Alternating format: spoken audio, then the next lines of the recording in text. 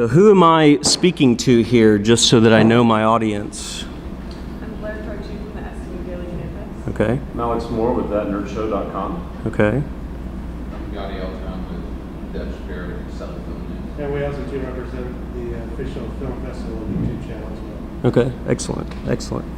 Well, now that I know who y'all are, my name's John Chris, one of the writers and producers and photography models of Echoes of War, which used to be entitled A Relative Stranger. This was a loose adaptation of a short film that Kane, Senes, and I produced roughly 4 or 5 years ago. So it's been kind of a long journey to get to this spot right here. We definitely went back to the drawing board with this feature version. Definitely completely changed the plot, a little bit of the story, added in some antagonists, and sort of filled some holes that we found that people had with the short. So that was super beneficial. So I guess it was similar to like the Whiplash scenario, to where we always kind of knew that we wanted to make a feature. We knew that there was a lot of material and story there that we really could dive into. So the short was really a shortened version of what we knew could be realized as a really powerful story to be told as a feature. So it's taken me all over the world. Kane, my partner, is Australian, so I lived in Sydney with him for a while, for roughly 6 months, writing and rewriting the script. It took us over a year to write this script. A lot of back and forth. We had some drafts that we completely threw out the window. We had some material that was lost because we were uploading it onto Dropbox, and I think doing it improperly. So there was one point where we lost completely half of our script, and I had a nervous breakdown and walked out to the park and stayed there for a while. But went back to the drawing board and just rewrote everything from memory, and it came out, even more powerful. So that's kind of the creative connection that Kane and I have. That's been rare for both of us to find in a creative partner. So, my background is in Los Angeles, moved from Los Angeles to Sydney, then back to Austin, and started scouting for locations, meeting with assistant directors, cinematographers, actors, location scouts, started meeting with money people, raising some funding, doing a Kickstarter, putting together our production team, and eventually shot it in Austin, Texas, actually inside the city limits at a great place called Pioneer Farms, which we were shocked to find that was like 10 minutes away from my house in Austin. It was like 50 acres of pristine, late 1800s property that I believe was in the Bell family. It's kind of a famous Texas legislature. So that's kind of where we are now. So it was a long journey. We're super proud of our work, and it's a special moment when you're behind closed doors and you have something that you believe is really special that the world needs to see, and nobody believes in you. You have no money. You've got nothing except for your willpower and your dreams and your ideas, and to see it to this point is pretty fascinating. But you know it when you come up with it, because that's what drives you for the 5 years of no money, broken relationships, broken families, to see this to fruition when you're not really getting a lot in return. It's just that spark, that feeling that is rare. So we knew it was super special.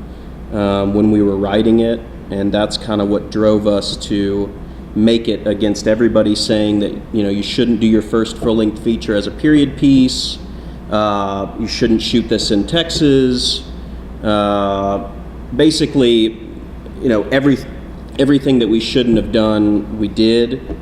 And, you know, we got a great piece. We got CAA behind us, hooked badge after he liked it, which again was against all odds.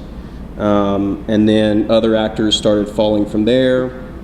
So we got super lucky. We're super excited. We're really happy to be here. Again, we've had the door shut in our face, you know, by 50 other festivals. So I'm just fortunate that James has taken a shot with us. So that's where we're at now. I don't even know if that's what I'm supposed to be talking about, but that's what I wanted to talk about. So yeah, I don't know if you guys have seen it or read anything about it or even know anything about our project Echoes of War, but we're really proud of it. So if you guys have any questions or concerns or anything for me, I'm kind of an open book. So John, I'm curious, what was the defining moment when you figured out, you know, how you could flesh out the feature? You had a relative stranger, you had this story. What was it that gave you the full feature? I think first off, it was the success of the short, right? So, you know, if we wouldn't have gotten such positive feedback from the short, you know, Kane and I have our own production company. We've got a slate of films that, you know, 2 or 3 scripts that we've already fleshed out, and you know, another project that we're optioning at the moment. So we've got other options, and we kind of went to the drawing board and said, what's our best shot at making a feature that we can afford, that we can do quickly, and that people like. And so with the short, we won the Bronze Palm at Mexico International. We won Best Film at Red Wasp. We got nominated for Best Western at Trail Dance in Oklahoma, which is a Western intensive film festival. We got into Buffalo Niagara, which is in New York, you know, with a little Western shot out in, you know, Los Angeles. So we knew that the evidence was on paper that, like, hey, we're winning all these awards, everybody likes it, but they want to know more about Mary, or they want to know how Wade, you know, found this Confederate gold. There was a sort of MacGuffin with Confederate gold with the short that we took out in the feature. But we want to know about Mary Riley. We want to know more about Wade. We want to know, you know, how Mary died and how Seamus ended up out here in nowhere, Texas. And we were like, okay, then let's give people what they want.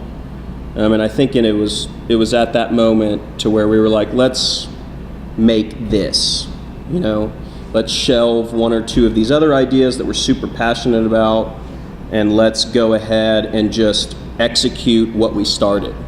So in my mind, it's like a 5-6 year project. Kane will probably tell you differently, but, you know, for me, it all began with the short.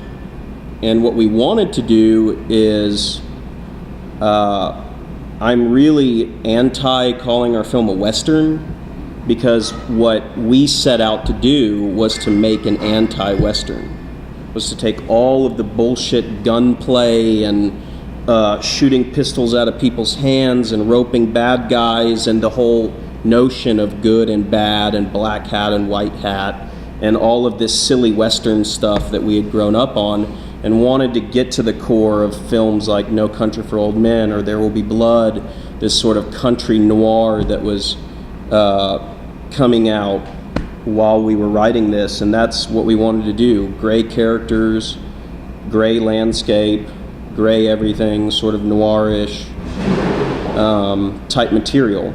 So there's a lot of influences for this film. There's 2 right there, if you picked up on what I was saying. But also, you know, Shadow of a Doubt, Hitchcock's Joseph Cotton, that to me was what I wanted to make, was this sort of relationship piece that just happened to be set in Texas during a time period that I kind of love. And Kane and I really gravitated towards that relationship of, you know, uncle, how you look up to your family members, what happens if, you know, I go home for Easter and I'm a completely different person. Do my cousins still love me and look up to me? What if I'm a murderer? What if I'm a deserter? What if I'm a drug user? How does that affect my family? So really at the core of it was a family piece that we knew the characters were there, so we made it. You said this is, you were trying to make an anti-Western. Do you think this is a little bit more of an anti-war film? Did you have a returning veteran from the Civil War and some of those things with it? I think in terms of political message or actual content of the film, for me, again, I would like to keep it open-ended and gray. I would not classify it as an anti-war film, although we definitely interviewed people with PTSD, spoke to some of my friends who have fought in Iraq. Kane went to extents to interview people in Australia who had gone to the war and were battling these PTSD elements. Definitely Wade is struggling from PTSD, which was non-existent in 1866, which is a huge topic of our film, is that we live in a society today to where, you know, even our World War II vets really didn't have even the ability to sit in a room and talk to somebody about how terrible it is going to bed at night and envisioning the 50 people that you've killed with a hand grenade or whatever. So they're definitely huge elements of our film. And that's another reason that it's set in the Confederate South. You know, why does it have to be set in Texas in the Confederate South? They went through a lot of shit too, you know? I mean, I think people sort of skip over that and really like to talk about good and evil and, you know, the North being righteous and the South being these racist, awful people. And there is a lot of that, and I'm not defending any of that by any means. But there was a lot of people just caught up in the disgustingness of it. You know, you look at Beth Broderick, who plays Doris. That was a character that I really loved writing because I wanted to show that this sort of antebellum, wealthy, possible slave-owning mother could be so damaged and humanized and destroyed by this war, who took her son, who took her neighbors, who really was the war being just a terrible thing in American history on both sides. And that's skipped over a lot. And so more of being an anti-war film, I wanted to show that that war as a whole is the antagonist of our film. And that antagonist isn't black or white, it's gray, if that answers your question. We were able to get some prominent figures in the acting world, such as Ethan Embry or William Forsythe. I was wondering, how did you go about coming up with these people, or did they just sort of fall in your lap, and how was the approach on casting them in the feature length versus the short film version? Yeah, that's a great question. So my good buddy Paul Ashton, who's another Aussie, is showing his film here as well, feature length. He plays Wade in our short film. So it's really exciting to see that the people that we've surrounded ourselves in Los Angeles from all over the world have sort of blossomed with us. And that's always been important for Kane and I, is to surround ourselves with good, talented people that wanted to get out of the film industry what we wanted to. So, during the short film process, we had to go with what we had access to, and Paul was a phenomenal actor. We brought him in to read for the feature version. Definitely played it a completely different way, but we knew that we wanted to explore options with the feature. So casting for this film went on for an extremely long time. Emily Schweber assisted with us out in Los Angeles, who's an amazing casting director. And she really got the ball rolling. I mean, her initial sheet when we met with her in Beverly Hills was, I mean, some crazy names. And so that was the first step of realizing that, hey, we're first-time feature filmmakers and we can actually like get some of these big names. So we went back and forth a lot, made a lot of offers. We casted for months. We never settled on anybody until we knew it was the right person. And we initially offered or wanted to offer Badge months before he actually, I think, read it or accepted it.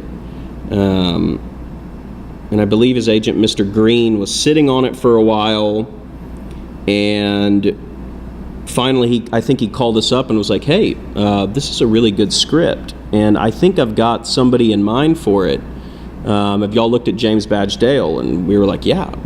If you don't remember, we went to him like 3 months ago, man. He's worked with Scorsese, he's worked with Spielberg. I mean, just crazy.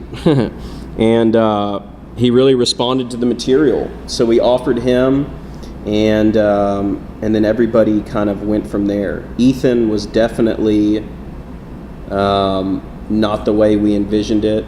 You know, he kind of pulled a Marlon Brando Apocalypse Now by showing up to set with his head shaved, and we were like, we don't know if we were going for that, Ethan.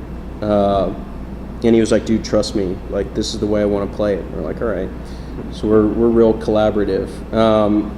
And I think that having Emily on board is really what made that a possibility, and that we knew the content was good. We just needed to get it in people's hands, which of course, to the doorkeepers of the Avenue of the Stars in Los Angeles is really tough. So that first big break with CAA, I think, was the launching point.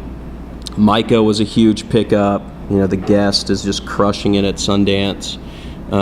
Finding Owen out in Florida or wherever Owen's from was amazing. I mean, he read for us 2 or 3 times on Skype, and we were like, man, we got to have this kid. Reese, another Aussie, really connected with Kane, super talented. And Ethan Embry, I mean, an actor that we all loved growing up, and that's done some amazing work lately too, and he really brought it. So that was definitely a long and arduous process. We went through a lot of offers with A-listers, B-listers, C-listers, and then finally came around to the cast that we have now, which was spectacular.